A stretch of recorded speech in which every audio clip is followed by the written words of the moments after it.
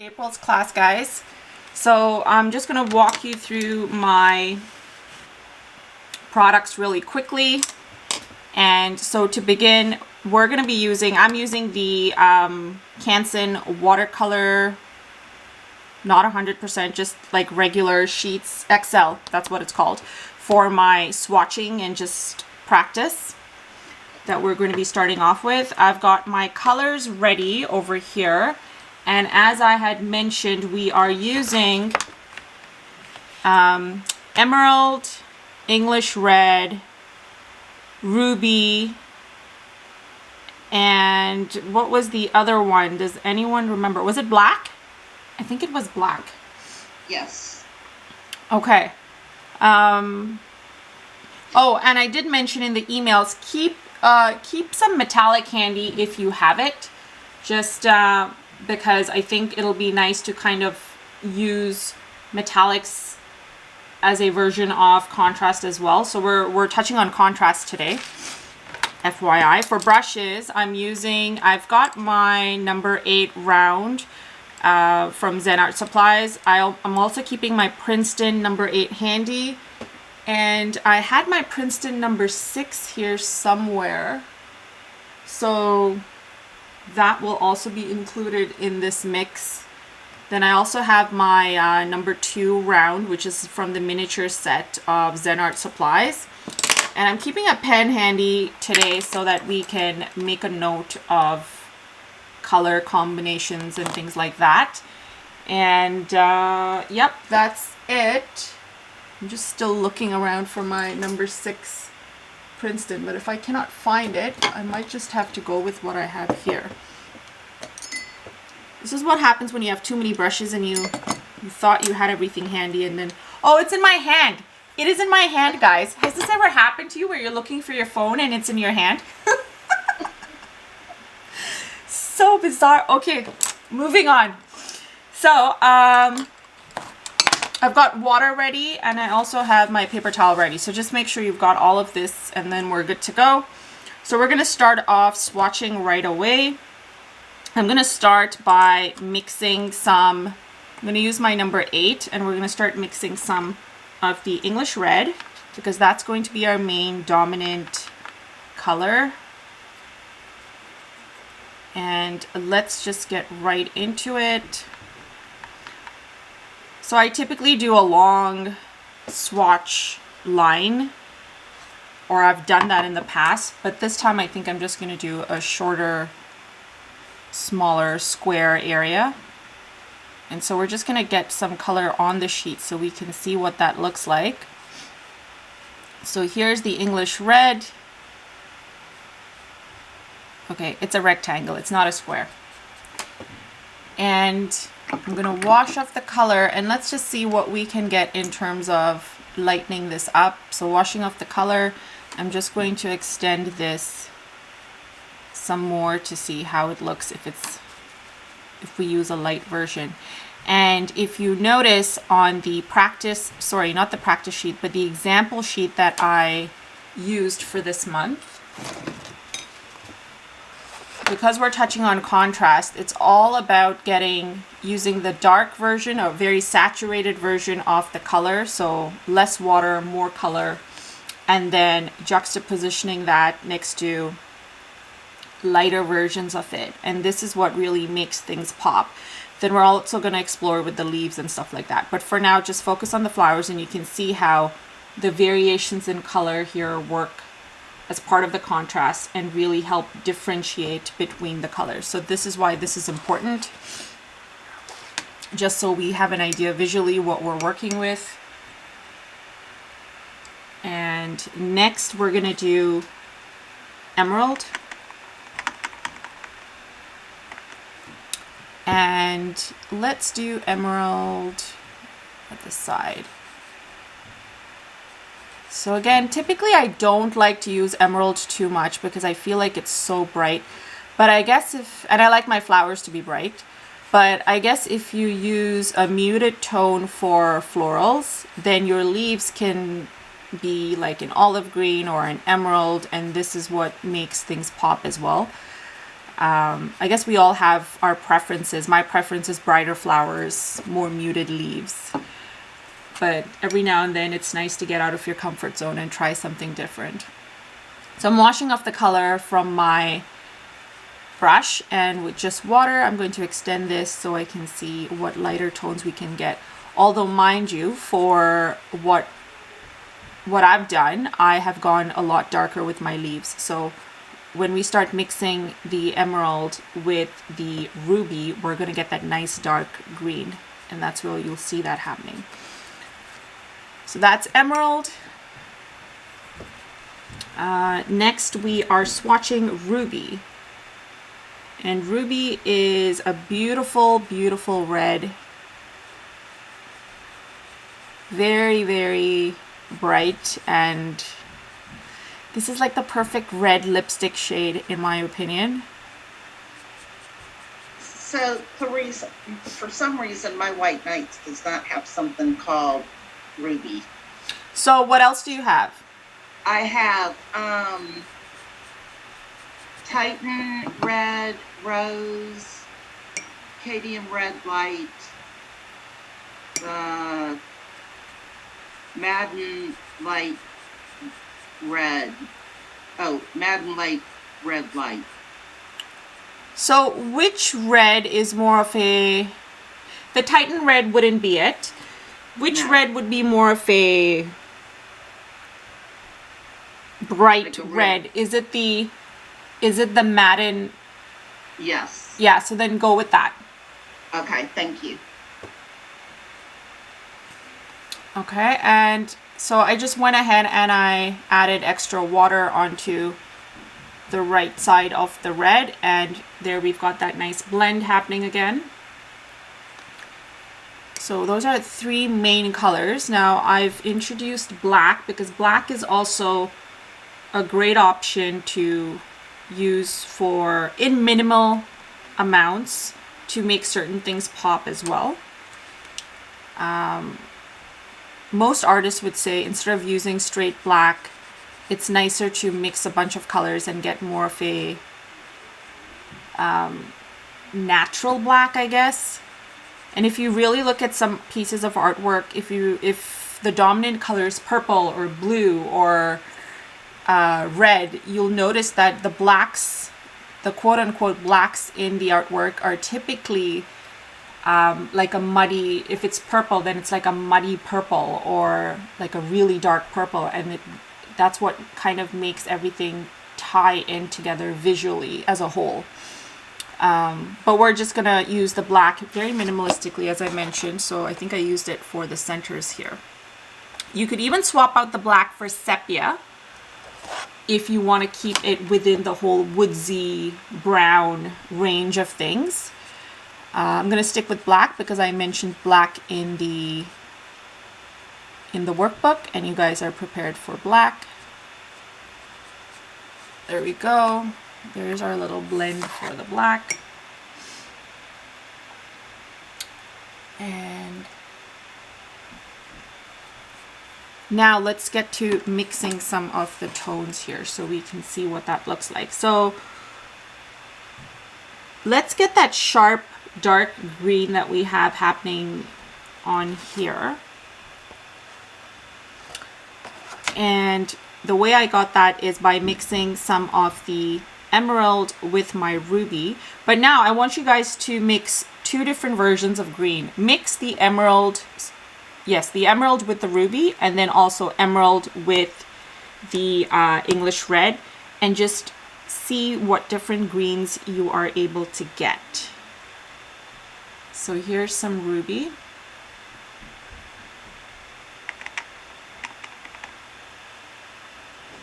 Here's some emerald. I need to get more emerald.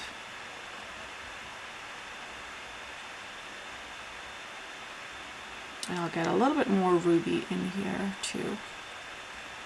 So it depends on your ratios that you're using to mix.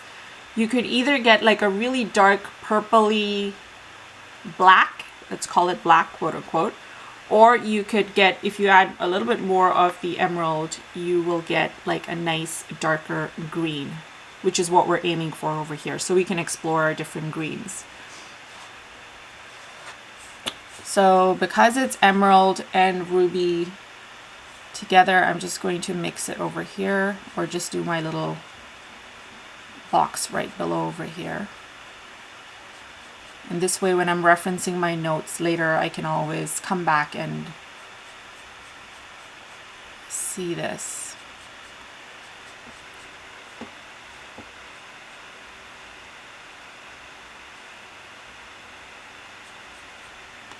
Now I mixed more water than the color, so it's not as saturated, but it's still a pretty dark color.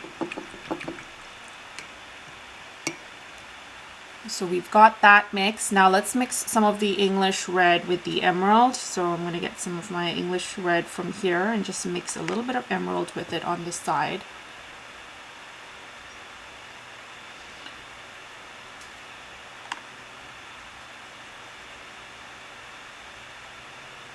So again, it depends on your ratios that you have. So explore mixing different ratios to see what greens you like. So I really like to be very honest, this is more my favorite green than my preference, rather, not favorite. This is more my preference in terms of green as opposed to this one right there. But the two of them together would team perfectly. And so that's why we're sort of keeping everything in the same family for this quote-unquote composition, so that everything ties in together nicely. Now, one other option that you can do is mixing some emerald with the black, and then you get a darker green there as well. So let's just do that, just because we're experimenting and we want to see what we can get. So I'm going to get some emerald on here and then some of the black and mix it together.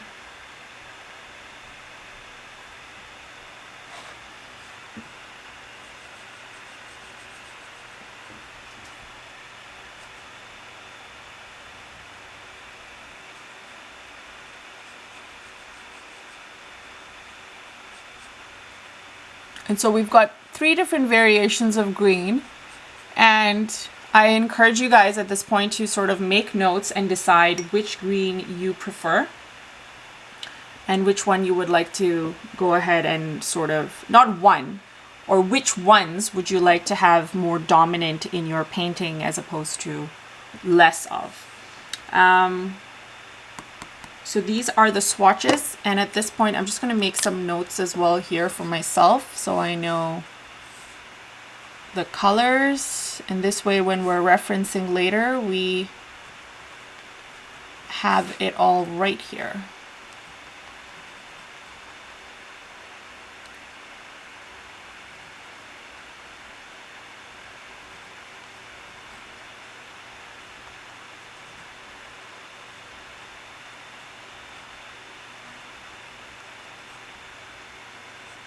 I think the English rose is my new favorite color. It's called English Rose?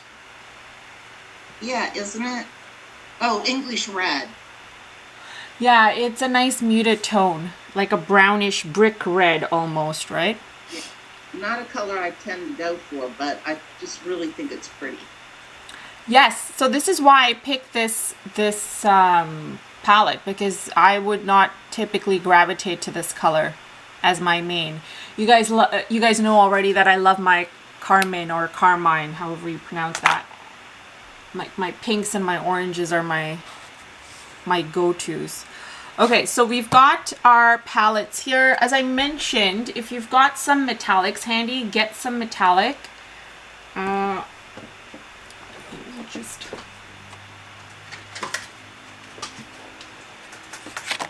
just because we've got a little room and it is going to be part of this, so going to get some bronze. I think the bronze would go nicely with these color tones, and so I'm just going to put some of that on here.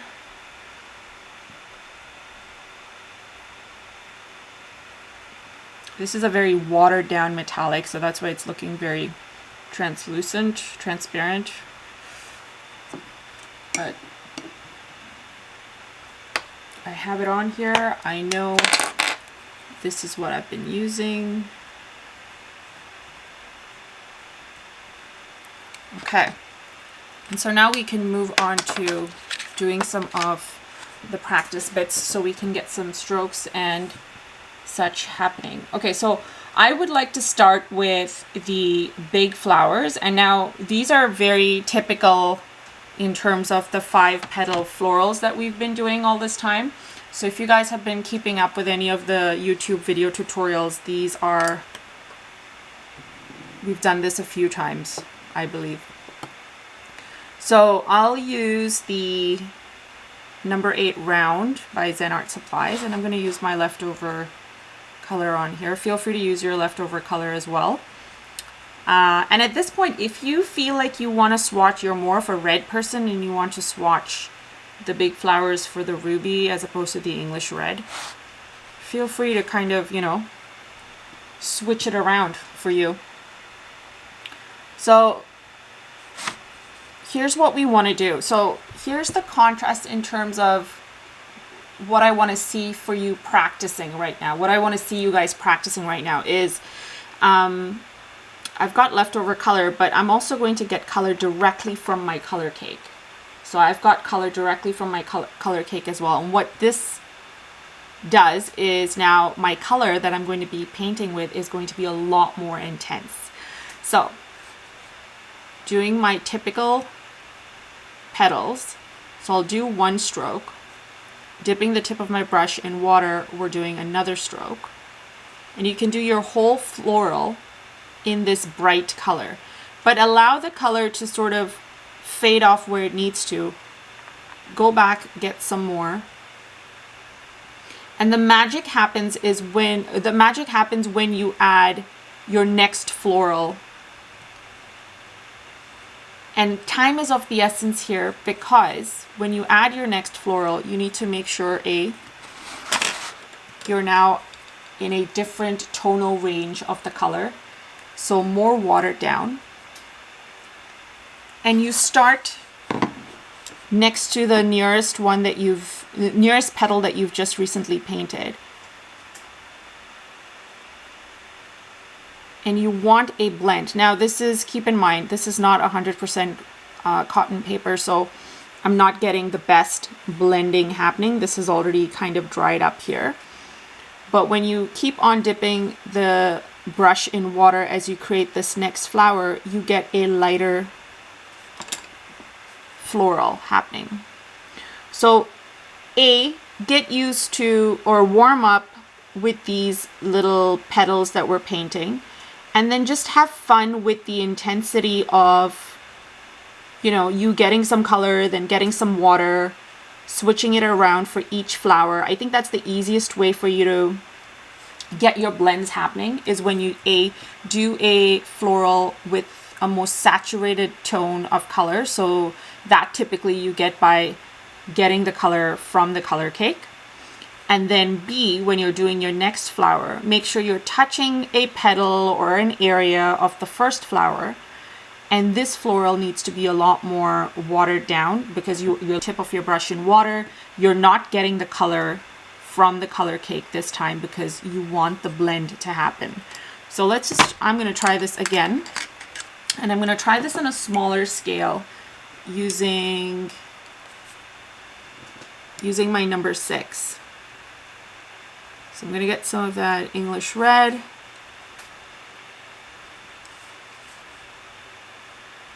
And just pressing down, trailing off for the petals.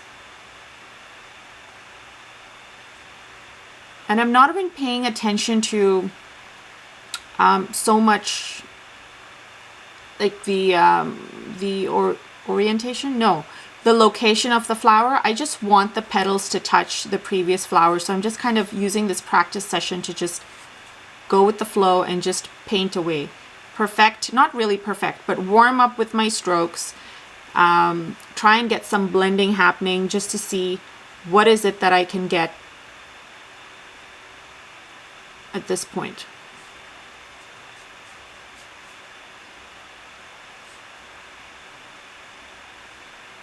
Now, what I'm also noticing is when you've done things like this, where say we go and we do a flower that is very, very light. So I've watered it down some more. We're just going to paint a very light flower very quickly, leaving a lot of white space. Remember, the white space is always key. And now at this point, this is going to dry up looking pretty flat. So get a little bit of that English red on the tip of your brush. And while it is still damp, this is where you get this effect. You just add some tiny details in your petals. And you enhance the color tonal range in it. And what happens when you're adding this while it is damp is there's a nice little bloom that happens. You can see that right here in these two. But as soon as you add it to an area where it's completely dried up, and this might be an effect you're looking for, in which case,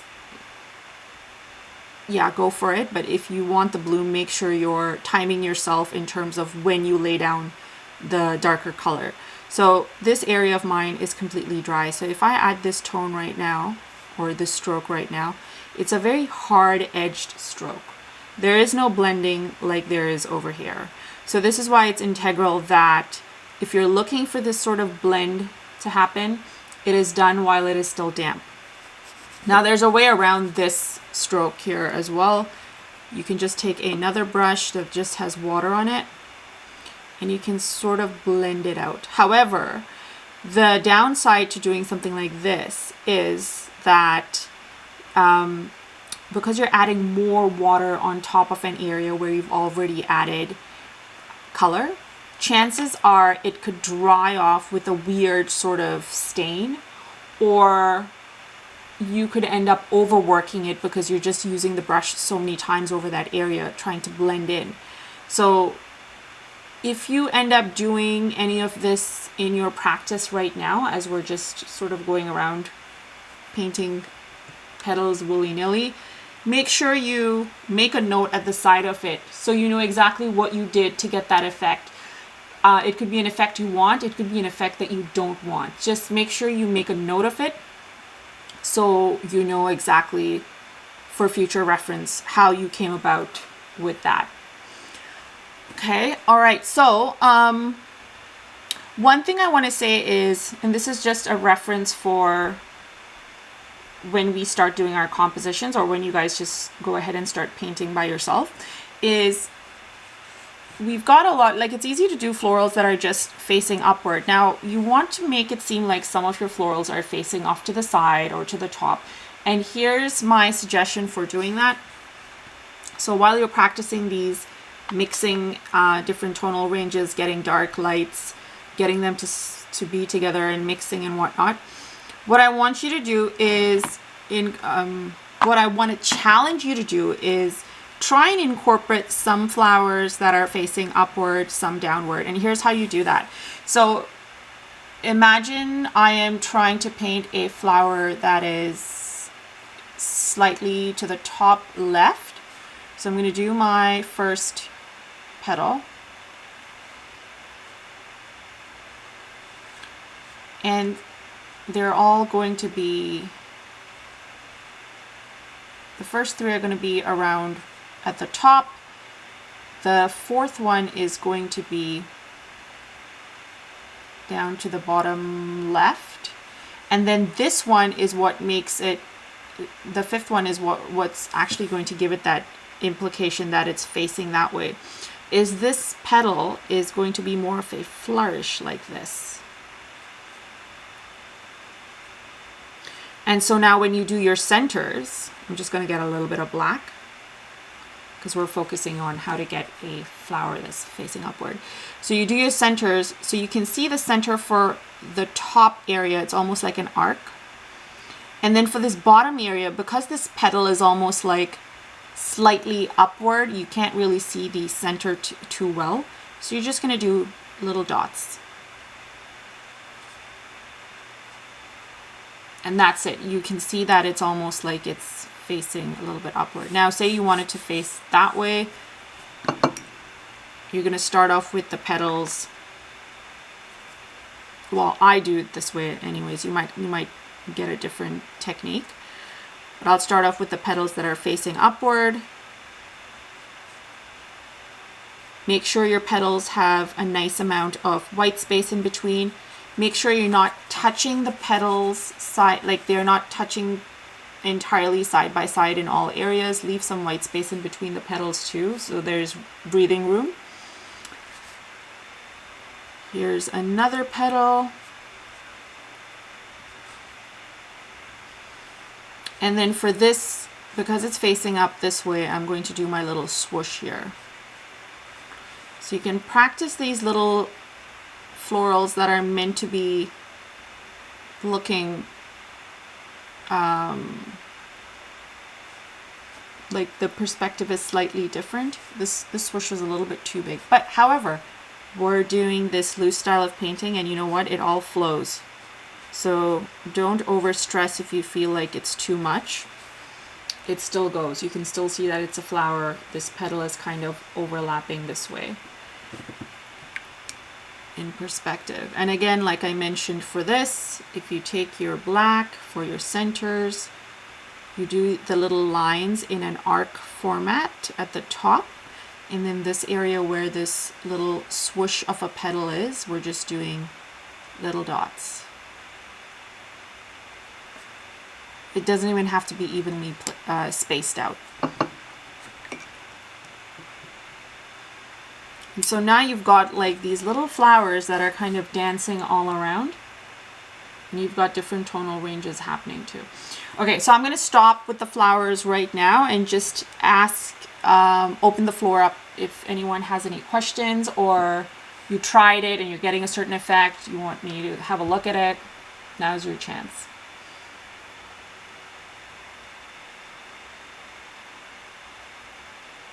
We're all doing well? Oh. No. It's Virginia. I'm certainly not. My swooshes don't look like swooshes at all. Can I see?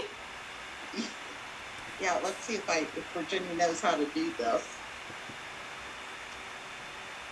No, that's pretty good. I like what's happening at the bottom right-hand corner. Hold on, let me just pin you so I can see better. Yeah, I can see what's happening at the bottom right-hand corner. Those are pretty good, Virginia. Okay, so here's a tip. I'm assuming that the top left-hand flower was the first one you did with the swish, and the bottom right-hand is the last one you did. Am I correct? Yeah. Okay, so yeah. I can see the progression of how you've warmed up. So okay. The last one that you've done is way better compared to the first one, and I can totally see that. So here's how I like to do the swoosh. It's more of a... Let me just do it standalone so you can see. It's more of a S. No, okay. Backward S. Is it a backward S? Curve. What is that symbol that's actually part of the graphic glyphs? The little swirly. Remember this? Is it like this? Yeah, I can't remember the name of it. But you know what I mean, right?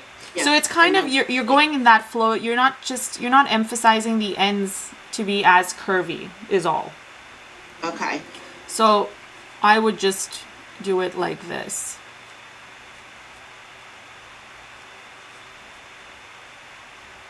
That makes any sense. Almost like a little snail. Yeah, sure. Let's call it that.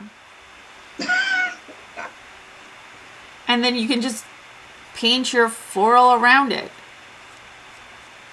Yeah, even that looks better. And it works, right? Yeah, thank you. You're welcome.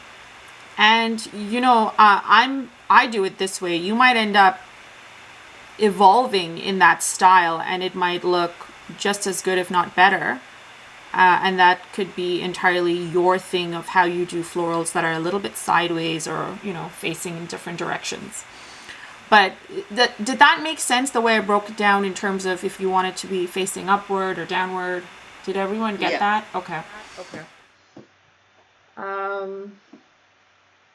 And how are we doing with the blending of dark and lights? Do you guys have any questions of like if one looks too dark or no? We're good? I do. I think with mine, if I use the Canson paper, it just looks pitiful. Right. But if I use a better paper, like my favorite's the Bahong right now, the Academy, because it's cotton and it's affordable.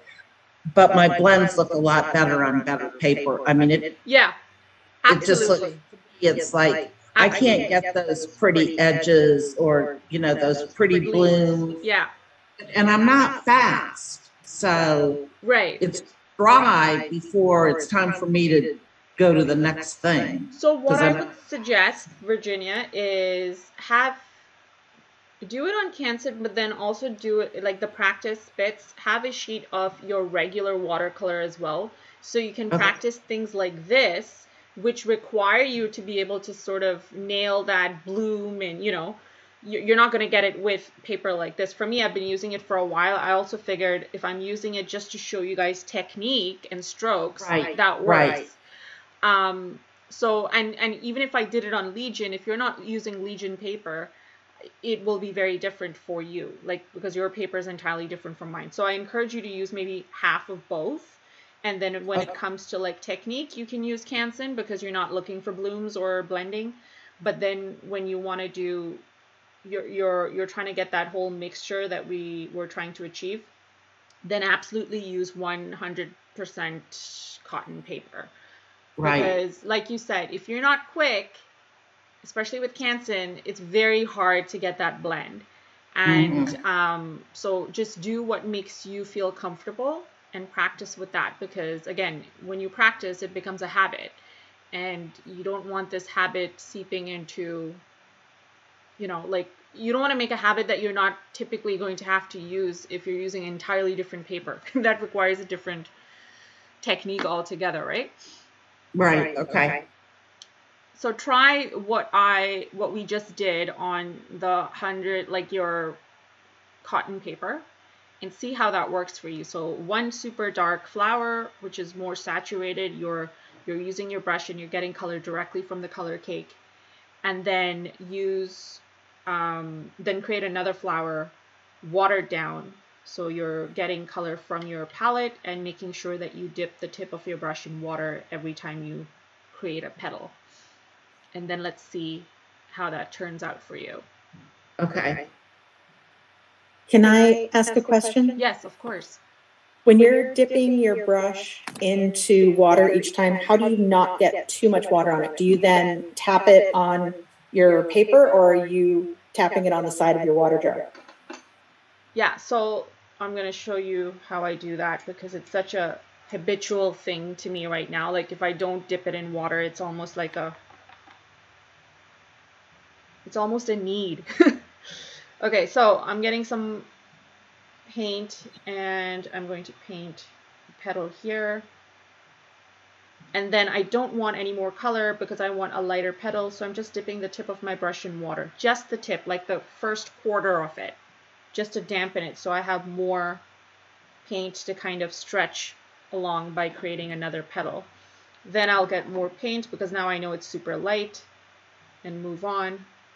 Again, second stroke is usually always getting some water.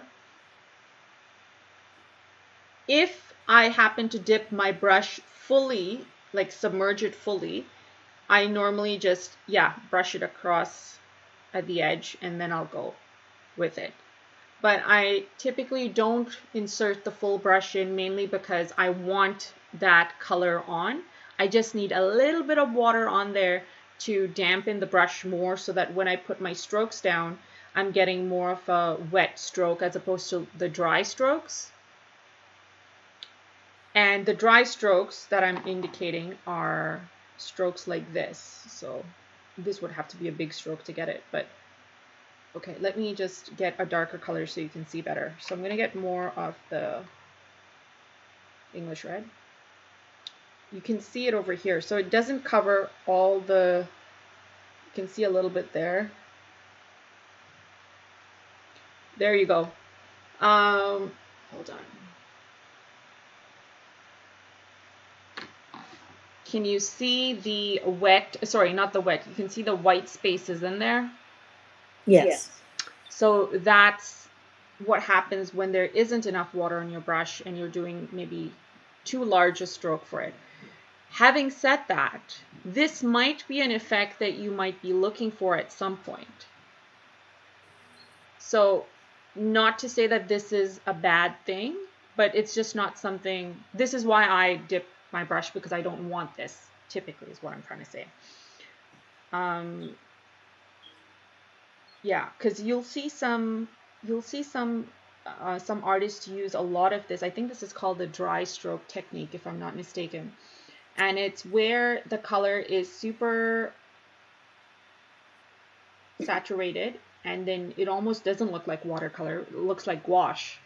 And you have this beautiful texture in there, and that's because the brush, because it's not as damp, and it kind of naturally kind of puts in these little blobs of white space in there that might end up looking like some really nice texture. So play around with the amounts of water that you have on the brush, because this might be something that you like. I don't know. Okay, thank you. You're welcome. Okay, so we good with the flowers? Should we do the leaves?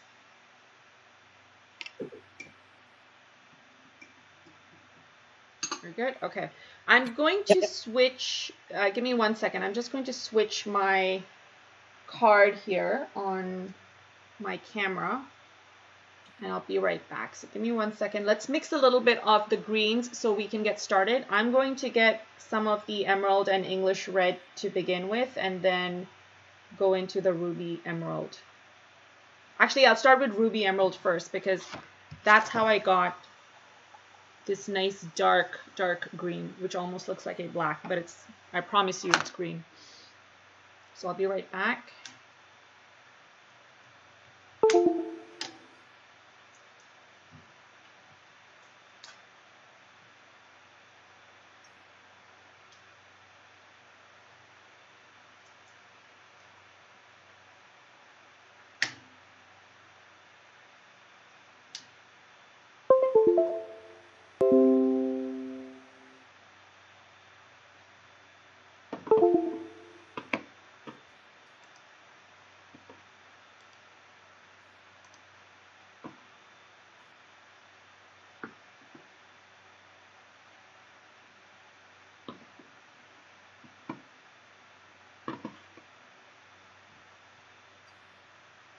All right, okay, so let's mix some of that green.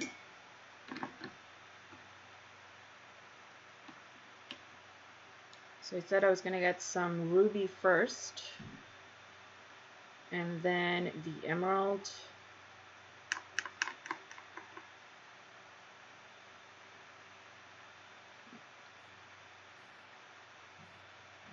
So this is another pretty color, actually, before I add more emerald to this, that you might want to explore making your flowers into.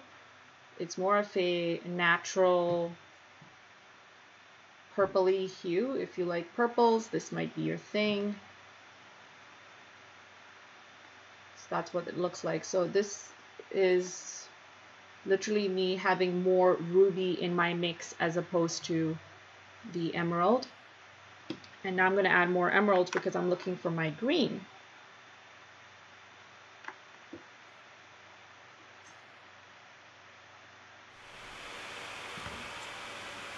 Okay, so I've got the green that I want, which is this nice dark green. And for the leaves, again, it's literally, I think if you wanted that whole effect of blooming, the colors kind of blending into one another, try it also with, and this is where you're going to need maybe 2 brushes to go side by side for the composition. You can do a flower, then you might want to do some green in there right away, so it'll blend in with your flower. So do it right away, have another brush ready, and then have that green happening there. And this way you will get blends kind of like this. So you can see the green blending in with that petal. That's the best example I can show you on here, because what I did was I started the flowers first. I did some greens, and then I kind of left the actual greenery for the very end. So if you want blends like that, as opposed to just kind of laying it down this way, which again, it's really a preference, I encourage you to do 2 brushes at the same time, painting the flower first, then go in with your second brush, do your green, and then you can carry on with some other flowers. And this way it's like you're not waiting for things to dry up before you get those hard edges. So for the green leaves, it's nice to start off with your, I know people like to start off light first and then dark, but for this particular painting, I started dark first and then went light. So I kind of went in the areas where I wanted to add some green. So in between the flowers, I kind of just went in, added some green strokes in there. And the way I painted these leaves are exactly like how I did the petals. So I'm not emphasizing on technique over there. I'm just talking about placement right now to get your contrast. So for instance, there's 3 flowers over here. And I want these flowers to stand out so that you know one from the other. So use your judgment in terms of where you would like your green leaves to be. Would you like one to be here, or would you like one to be here? Or would you like one to come out from the top over there? All of it is fair game. So again, it's a preference based on what you would like. I would like it to come from here. So I like to paint in my little green stem. I call it stem, but this is going to be 1 leaf, and then paint my leaf in. And then you're just adding little additional strokes around to kind of give it that impression that there's a lot more happening there. And now you've got your little, you're separating the 2. There's 1 flower sitting right at the top here on this one. So again, add in some green. Have them separate by adding color, which creates contrast, and then it also adds a little bit more definition to your painting. So even here at the bottom, I know it's a practice sheet, guys, but at the same time, like, encourage your minds to kind of go with the flow and just see where what your intuition tells you in terms of where to place certain things. So like I said, I didn't plan any of this. I'm just going with the flow and making sure that I've got enough areas to sort of cover, leaving enough white space in between as well. And let's just do 1 more over here. I'm going to do 1 more. You guys can do more. And now I'm going to introduce another green. So remember, we've got 2 greens mixed up at the top. So this is where you can introduce either a lighter version of this, in which case you're just taking water and you're watering this down. So let's just go with the lighter green first, and let's just see what that looks like. So lots of water on my brush, and I'm just going to paint some leaves over here.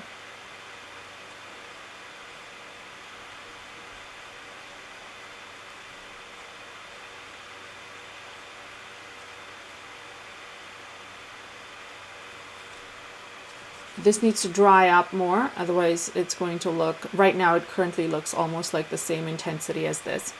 So we'll allow that to dry up some more.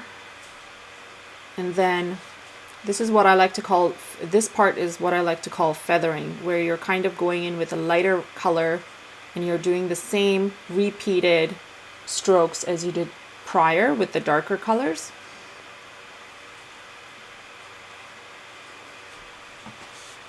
And just kind of use it to extend from the leaves you've already painted in there.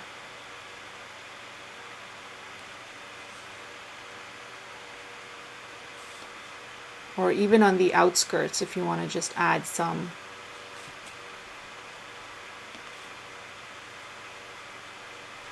And just like with the petal strokes.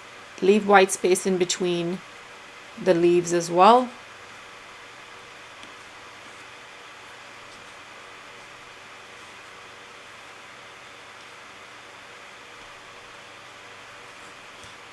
And then you can clearly see the difference happening, like super light, dark. Now we want to make sure that when we're placing these items, we've got good enough contrast. So for instance, contrast against the light leaves, light florals against the dark florals. We've got some dark leaves against the light florals.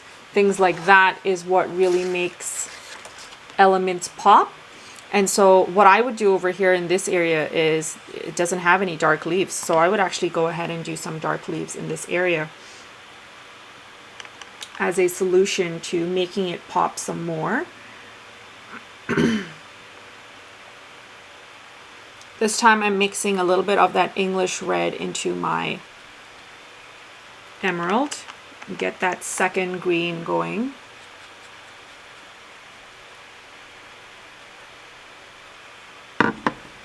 And I'm not focusing so much on the placement of things again, just leaving that to your creative instincts.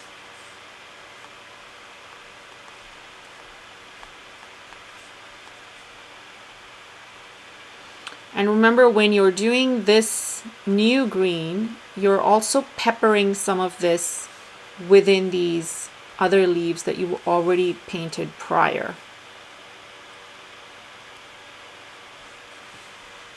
Just lightly here and there on a smaller scale. And what happens is you're tying this in with the whole composition. And because otherwise, if you don't intentionally add a little bit of this new green in these different areas, what will happen is, say you did this side with the first green and you only focus on one area with the new green, it's just going to look very divided at the end, and it's not going to look whole and cohesive like it's one painting as a whole. It's going to look very obvious that yeah, the green was what you mixed the second time round and you only filled it up in certain areas. So this way you've got more of a natural look happening.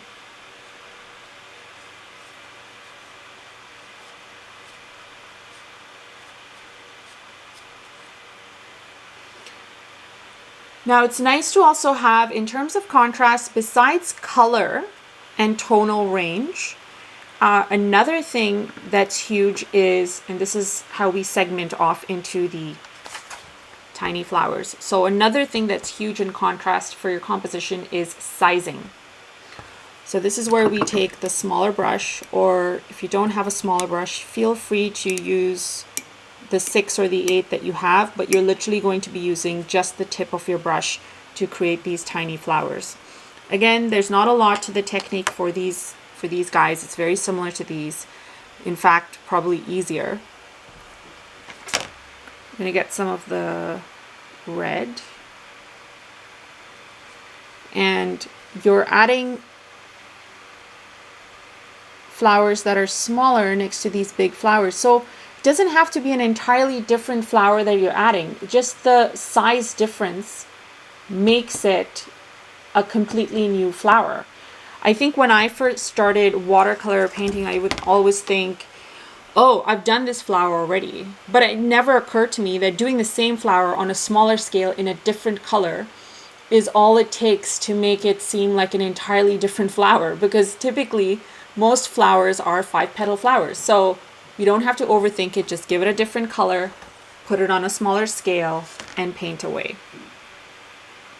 So these ones, again, just using 1 stroke, 2 strokes, 3, dipping the tip of my brush in water, 4, 5. And then what I like to do for these, because they're kind of like secondary background filler florals, like I call them, I keep dipping the brush in water. So the most bright ones are the first few that I've laid, and then they get lighter. So they're almost kind of fading away in and out on their little sprigs.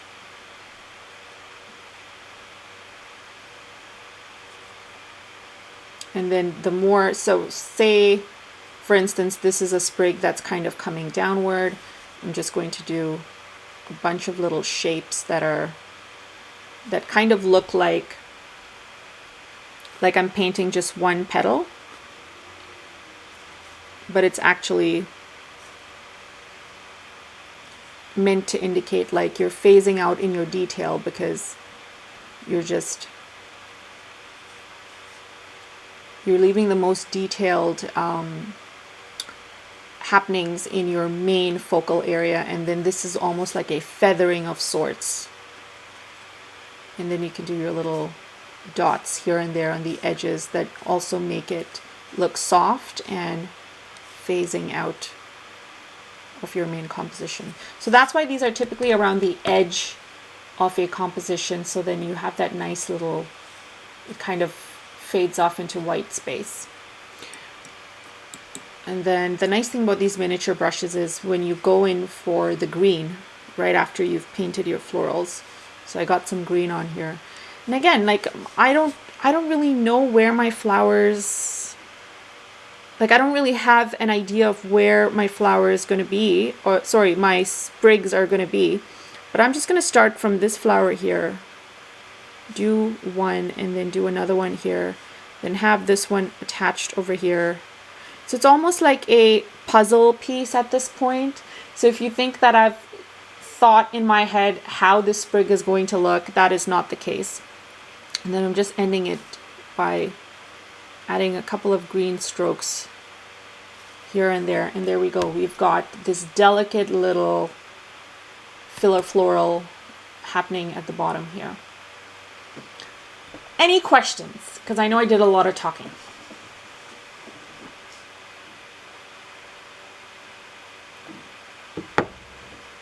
Seriously? You guys got everything I said?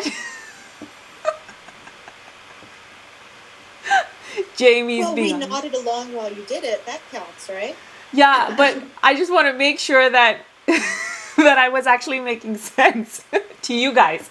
To me, I was making sense. I want to make sure it's clicking. I don't think that not having questions is the same thing as getting everything.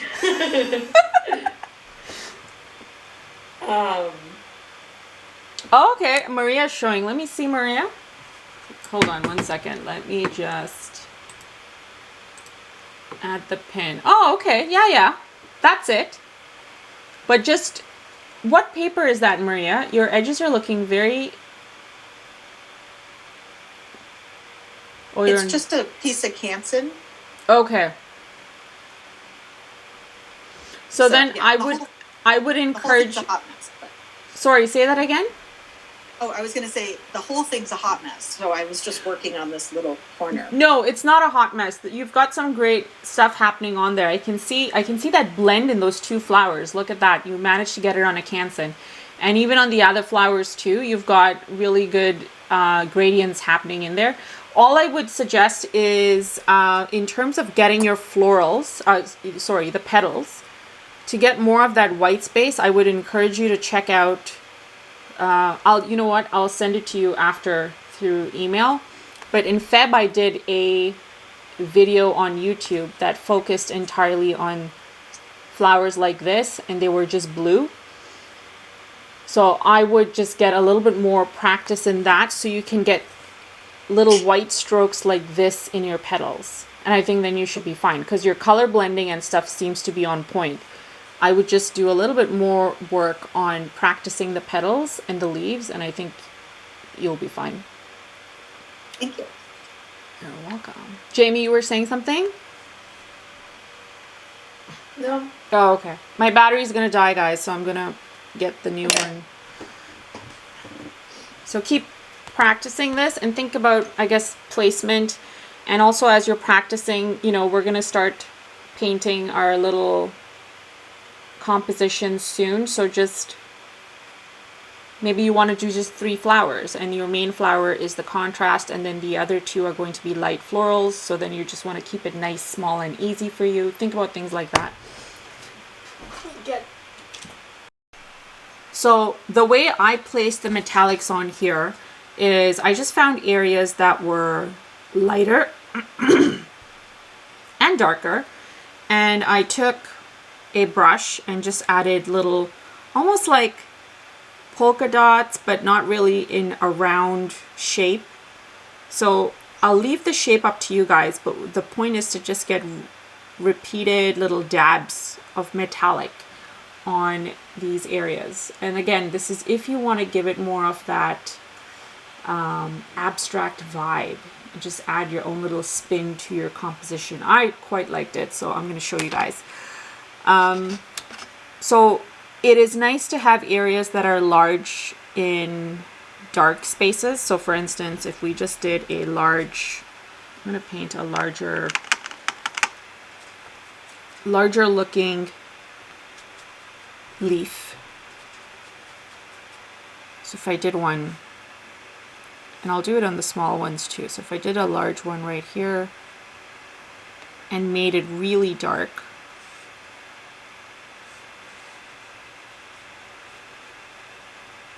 and then a couple here too. So now I can have some, once this dries, I can have some coming from the top a little bit downward, and maybe some bleeding off into the second leaf as well.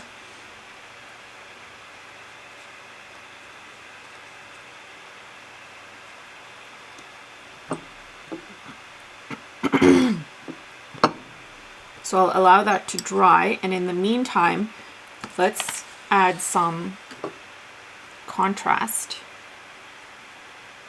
via these metallics onto some of the areas that are lighter. So I'm going to pick this one right here, and I've got some metallics on here. So I prefer picking spots that are more facing outward, but if you want to have one that's kind of in between 2 other flowers, and this creates more contrast between the 2, place it there. So I'm going to do that here for this one, and I'm just, oh, I need it to be darker.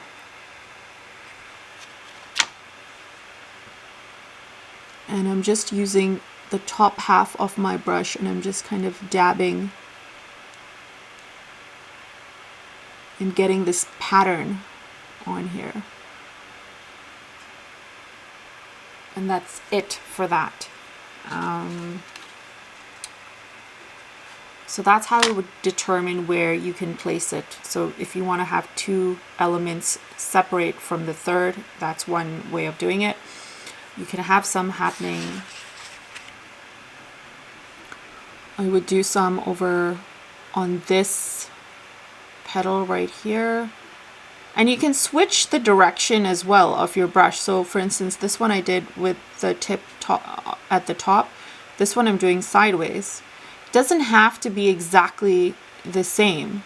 As long as it's got that same repeated idea of a pattern, not even the pattern, you're good.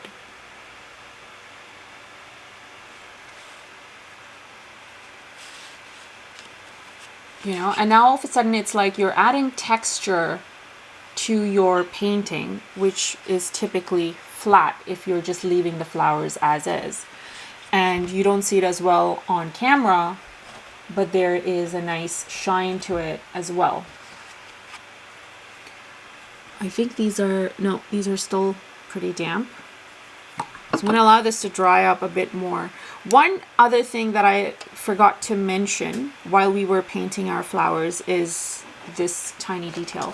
You'll notice that some of the flowers over here, so this is after I finished painting everything, I thought, a lot of these flowers, the light ones, didn't look as, what's the word? I wanted it to have more detail. And so all I did was go in with a watered down version of the English red, and I gave it some outlines and some lines in there. And that really bumped up everything even more. I left the dark ones as is. They obviously didn't need all the details, but the light ones I felt really adding those outlines really helped emphasize and bump things. Mind you, I didn't do it for all, because you can see this one over here, it doesn't really have too much, just maybe a little bit at the top there. Same thing for this guy at the top. So you can do some of that here. So I'm going to get some of that color that we have, and I'm just outlining and adding some lines in there to kind of add texture and detail. Now this is typically also what you would do, say if you wanted to use your graphic pens and add black details onto your flowers and give it more, like I said, texture and detail, so it doesn't look as flat. And there's no right or wrong way of doing things, because this might be, you know, something flat like that might be the vision that you have for your composition. Or yeah, or I was going to say something like this. I love how that turned out. So to me, I'm like, all of a sudden now this flower, from being flat like the one at the top, has now bumped up to looking like an actual flower, and these are the little veins that are on the petals.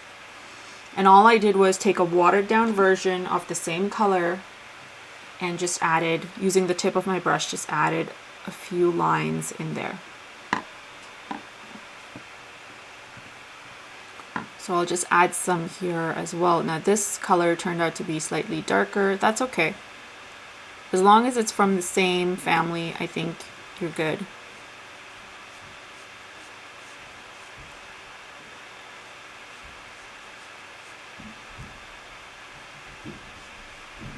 The other thing, if you are someone who loves symmetry, let go of that thought, because it needs to be a very concentrated effort on your part to make sure that all the lines are not equal and even. And if the left side is done, there's no rule that the right side also needs to be done in the exact same fashion. So let go of that and allow yourself to just flow, because that's where the magic happens. I'm going to get a little bit more and add it in one more spot to give you guys some more time to sort of get some practice in. And notice how I'm holding my brush as well. I'm holding it at the edge of the golden part here, and just using the tip of my brush to get these thin lines in. So if you're getting thicker strokes and you're wondering why, it's probably because you just need to take a sheet and just practice drawing, or sorry, not even drawing, just painting these little lines in. It's all about the brush control.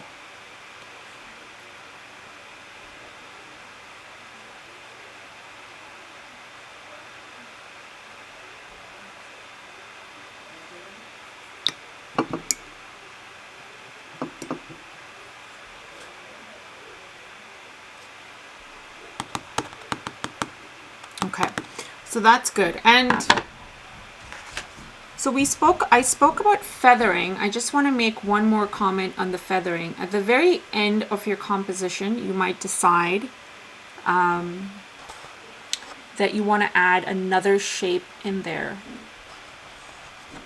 We've got a lot of these leafy petal looking shapes, which are great. Then we've got these the same shapes on a smaller scale, which is also great contrast. But then notice I've got these little tendril kind of wildflower type linear. Someone corrected me and said linear means straight line. Thin lines, let's use thin lines. Thin lines happening in there. I'll save that for the very end, so that if you feel like you want to add some quote unquote feathering, you can use these elements as well. You can see some in here in between the tiny flowers, some here at the bottom, and they just add something nice, like a finishing touch to your entire composition. So something to keep in mind.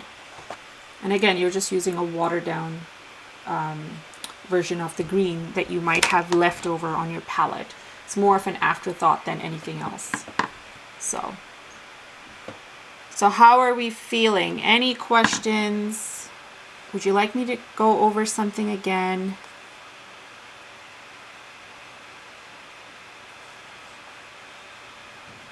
Anybody? Are we feeling adventurous enough to do our own based on these elements that I've mentioned? Sure, why not? Okay. Let's jump in. Okay, awesome. So,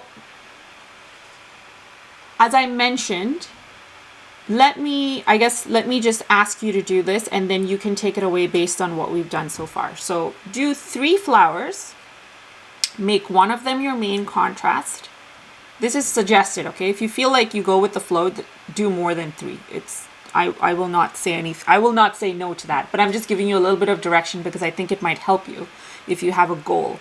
So do 3 flowers. You can make 1 light and the other 2 dark, or switch it around, 1 dark, the other 2 light. Give it some dark leaves, some light leaves. Make sure that some of the flowers are touching so you can get that nice blend. Then proceed into doing the tiny flowers. And have the tiny flowers placed in 3 areas. Yeah, let's do 3 areas for the tiny flowers. Doesn't have to be the same sizing on each side. Maybe one side is just like 2 flowers peeping, and that's fine enough. And then let's do the little texture with the metallics if you have it, or use another color if you want to. And then the outlining for maybe 1 flower if you want. And that's it. How does that sound? Great, perfect. Sure. Where is that your staple response for everything? It's only paper, right? Yes, exactly. Just go for it. I'm excited. Okay, good. Good, I'm glad. I figured, you know what? I feel like when I say do what your heart feels like doing, it's too much of a broad spectrum and maybe too daunting for folks. So if I give a goal, I think it'll be better achieved. I agree. Okay, so I'm going to move this sheet, and Sounds I'm good. doing awesome. Great. So I'm going to move to my Legion.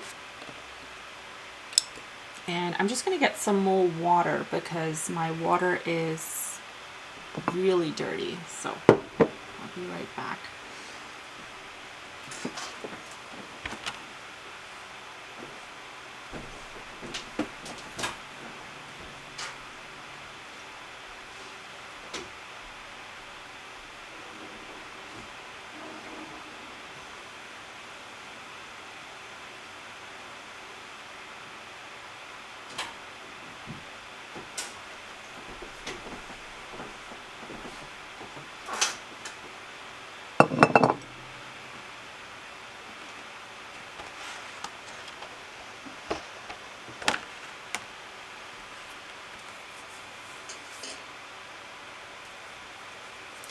Okay, so what I'll do is I'm going to extend the view so you can see my sheet, but I'm also going to make sure that you can see this sheet because this might be good inspiration. Yeah? How does that sound? Or no, you don't need to see the sheet. What do you guys think? I need to see the sheet. You need to see the sheet? I need to see the sheet. Okay. So I will move this out of the way. And It's almost like we have a bunch of visual learners. no, I didn't think about it before, but it's true. It's probably what I would have asked for as well, because it's nice to sort of look at something and then gain inspiration from it and then Yeah. go that way. Actually, let's do it this way. So you can see it there. And then I'm painting here. And you can see me paint as well. Okay. So feel free to ask any questions if you may have any as we're going along. And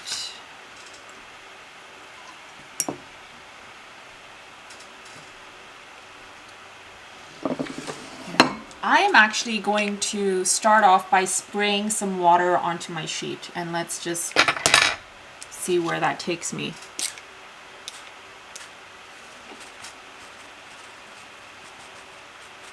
So I always have the spray bottle because this is what we did in January's class, so feel free to start off with that because that's always a good idea too. So I'll use my Zen brush for the first flower. And here we go.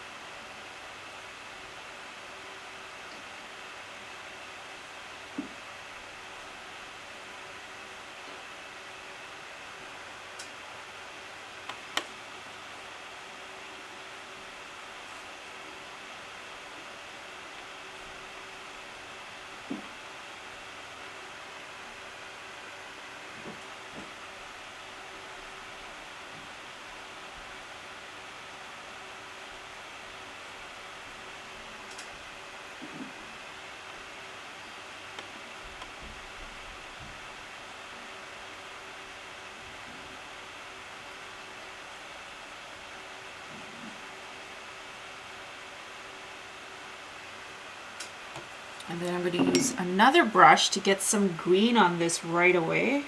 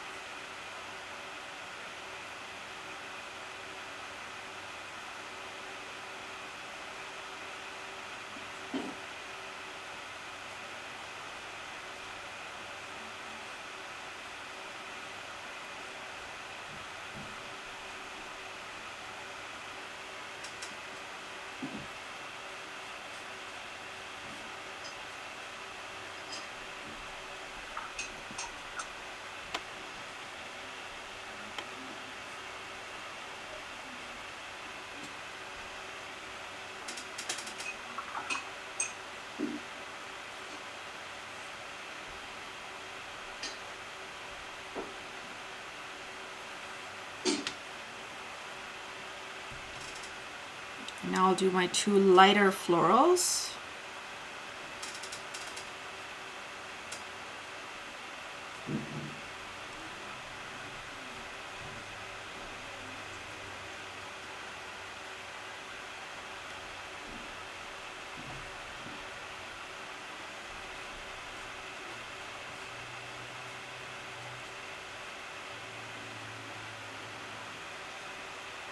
A swoosh.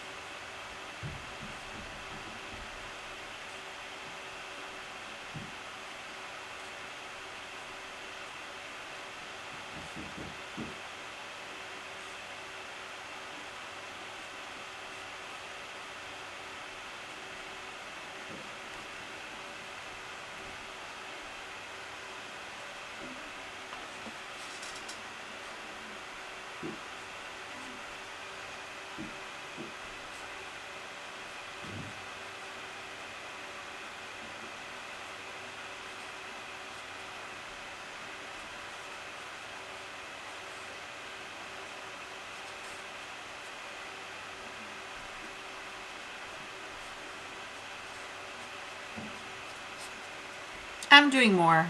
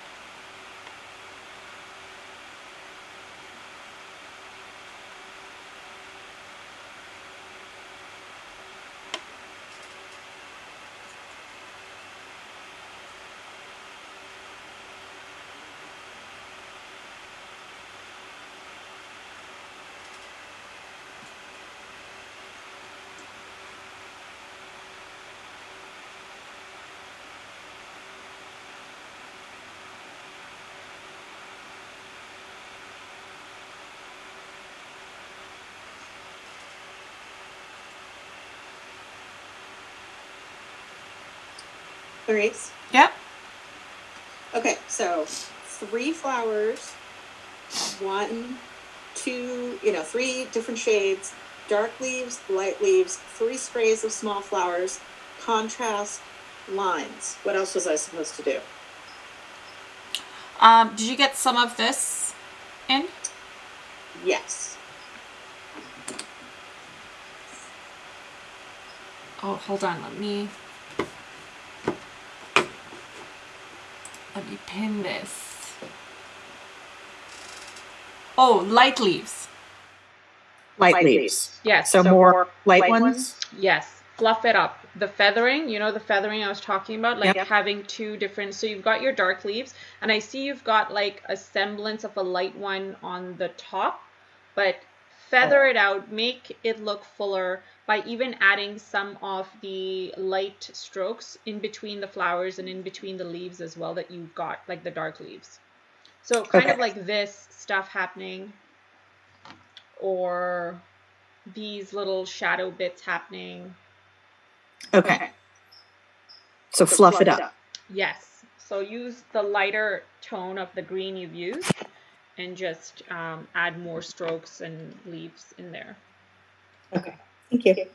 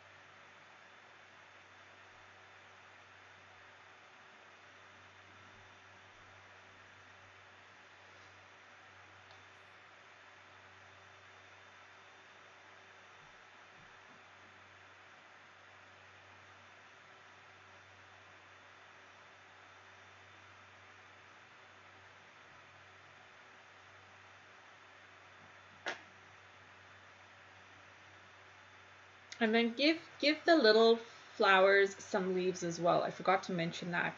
on a lighter scale so you can, so the flowers pop out more.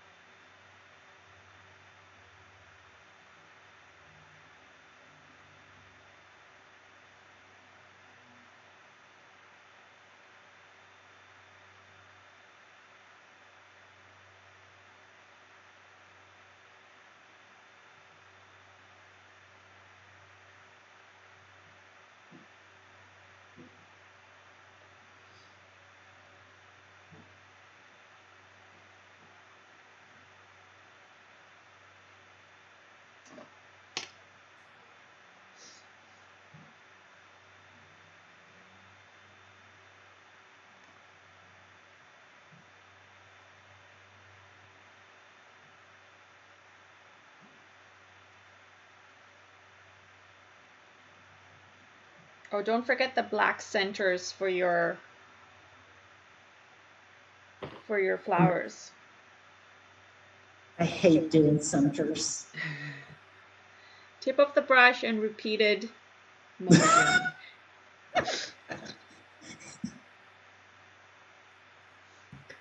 I was hoping I I chose could not to do black centers. that Oh, part. sure. Just as long as you do a center.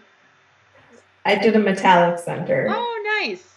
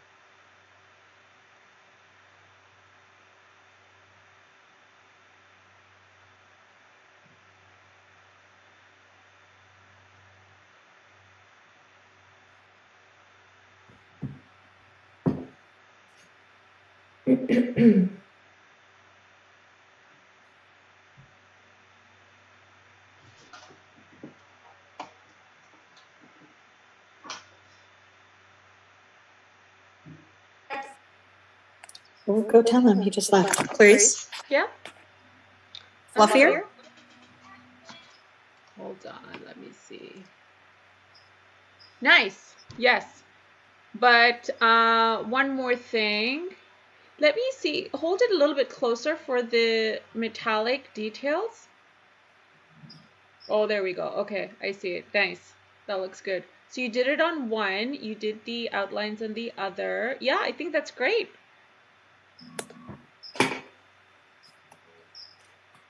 That's a great first start. How do you feel? Oh, let's see. Hold on one second.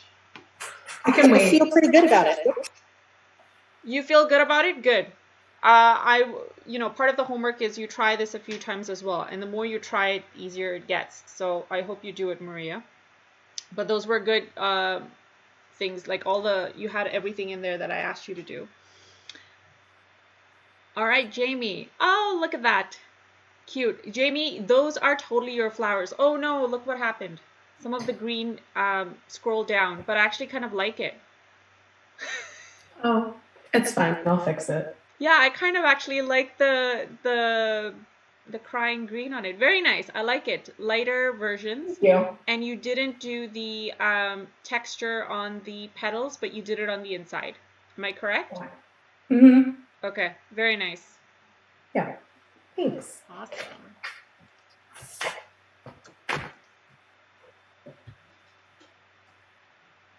Virginia, how are you doing? Well, clearly I'm not as fast as these other people, but here's my start. Oh, nice. Okay, look at that. Didn't turn out too bad after all. You know what? Your little flowers look like the texture on the actual petals, but you don't have any texture, do you? No, But I'm like way behind. oh, that's okay. Keep going. Keep going. We've got like 15 minutes more. Okay.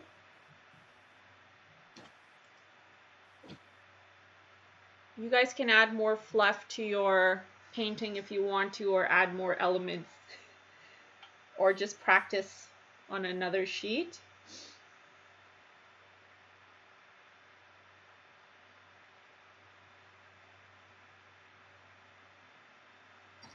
Even I'm behind.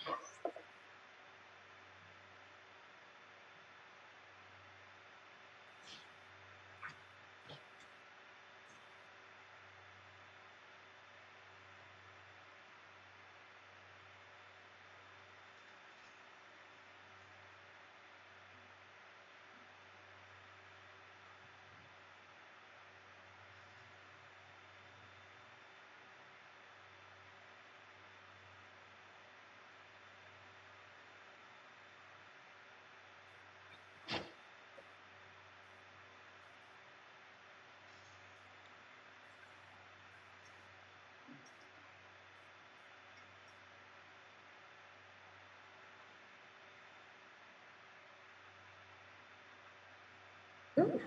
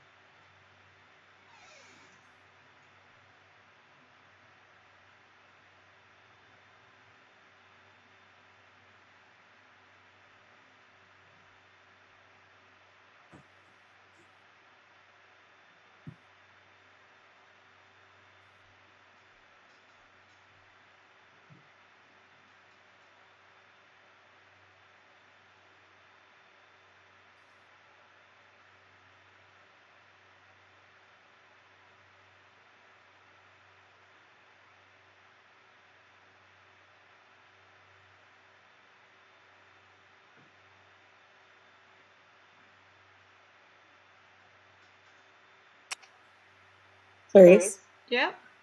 I really like what you did this month, which was basically do the same shapes in threes in a smaller thing. I feel more successful being able to focus on the leaves are the same shape as the petals, and I can just work on some of the other stuff. So I just wanted to give you that feedback. Oh, good. I'm glad. Thank you. Yes, after Feb, which I felt was very intense with the oranges and stuff, I think I was like, wait a minute. I think you made more work for yourself and probably made other people feel like it was too much. But this is good. I'm glad, because when I thought about how to break this down, I was like, yeah, this is all pretty much the same shapes, just different colors, different sizes, and different tonal ranges. So I think that's a good way. Thank you for that, Maria.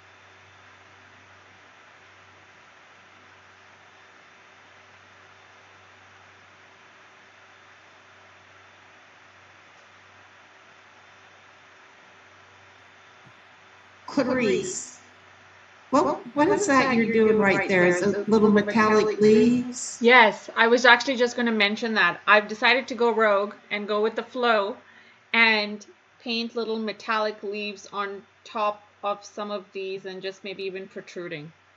I love that. It's so sweet. Thank you. Yeah, so what I have shown you is, it's suggested, but when you feel the inspiration, just go with it. Like, look at this flower right here. It just so happened that it was looking very heavy, so I needed to break it up. So what I did was I added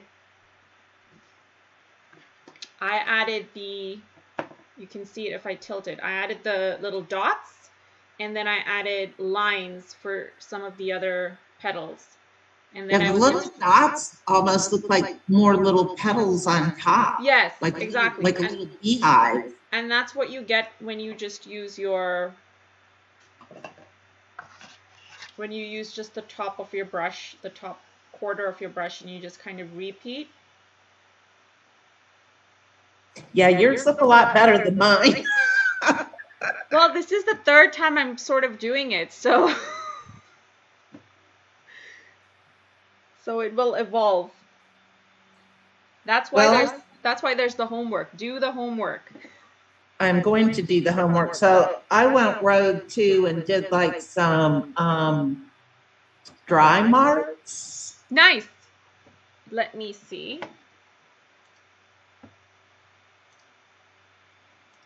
Let me take my pin off 1 second. Oh, very nice. Okay. So you did some on the petals and then you did some around as well? Yeah. Or okay, yeah, very nice. I can't see it very clearly, but I'm sure you'll send me a picture after so I can see it better. The lighting seems to be a little bit, it's fuzzing it out on the edges. But I like what I see so far. There's great contrast. Your 3 flowers really pop. You've got some nice light ones in there, and then great contrast with the leaves as well. Good sizing, bigs and small elements. And then the nice little dotted area for your centers. Yeah, very nice. Oh, thank you so much. Live class is so fun.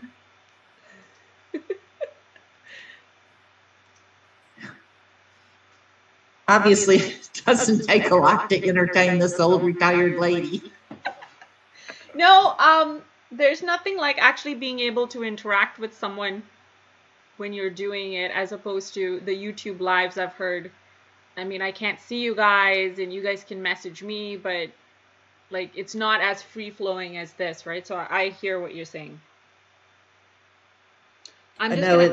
Sorry, what were you saying? You know, I live here by myself and my kids are out of state. So one of them will call me and I'll be all chatty and they'll be like, geez, moms, I guess you haven't talked to anybody today. And I'm like, yep, that's right.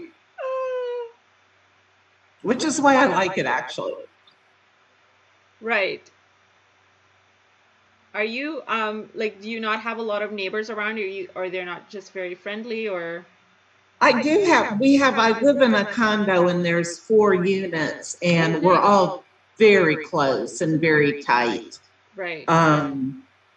But you know, I mean, everybody's like, well, you're retired. What do you do all day? And I look up and I go, oh my God, it's 5 o'clock. What have I done today?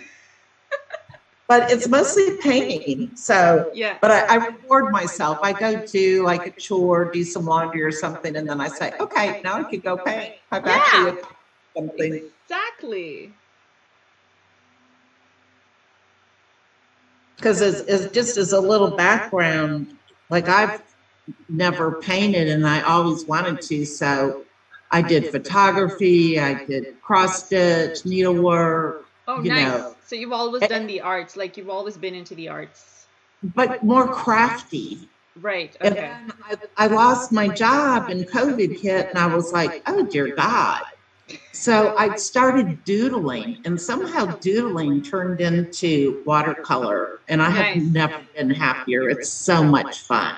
It's so much fun and it's so therapeutic. I don't know how you guys feel about it, but like it's mesmerizing. And this is why I always say when you paint for you. Don't try to copy what I'm doing or what anyone else is doing. As long as it brings you satisfaction, you need to accept that and feel it. And we all have different styles and you will evolve. I can't even replicate what I did here.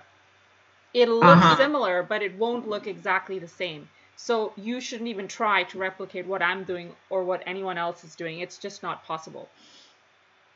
Well, I think the group of people, everybody's so like generous with their time and their thoughts and their tips, and yeah, right? Yeah, because I noticed you're part of Leia's little thing.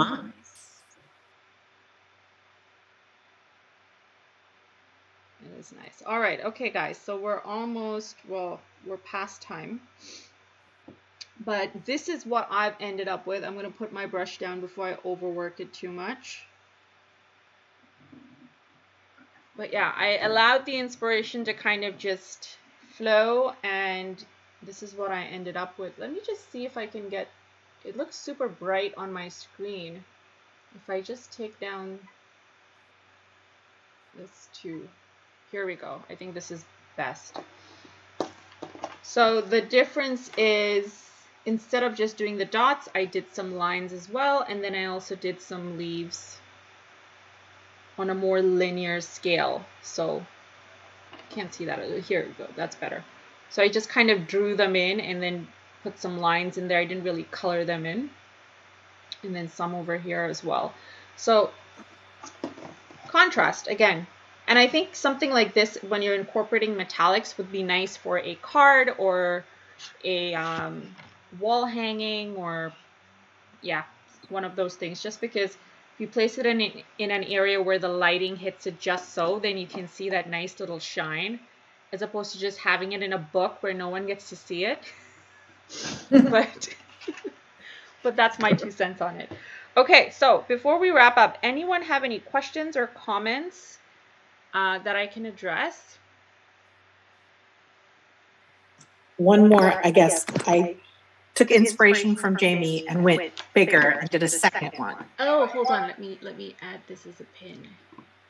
Very nice. Okay, look at that. Warming up already to the whole concept. Okay. Yeah, I like it. And it was a lot quicker this time. It was. I was just, because I went back to my Canson and I'm like, doesn't matter what happens. Okay, awesome. Okay, well, I guess if no one has any more questions, we'll end here. I hope you guys enjoyed this. I will have the video replay ready so you guys can watch again if you can't remember everything that was mentioned for Tuesday. So you'll have the link in your emails for Tuesday sometime for sure. In the meantime, please, I encourage you to do your post-class homework. If you have to listen to what I have mentioned in the video, listen again. Pay attention to my hand, not gestures, not movements, but how I hold the brush as well. And when I'm saying details or mentioning details like use the tip of your brush, I genuinely mean use the tip of your brush. Do not press the full brush down. So little things like that, just listen for it, because they will definitely help you as you're kind of going along. And I think that is it. If you do end up doing the homework, I would love to see it. So please just tag me or send it to me in a DM. And I'm more than happy to sort of offer feedback if you're looking for any. And that's it. Let's do a quick shot of the work, and then let me unpin myself and then view as a gallery. There we go.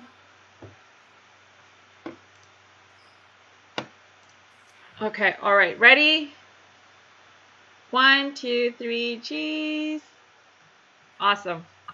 All right, excellent. That was it. All right, guys. Lovely session. I really enjoyed this. I hope you guys did too. And we'll chat online soon. Thank you. All right, bye. Thank you. Bye, everybody.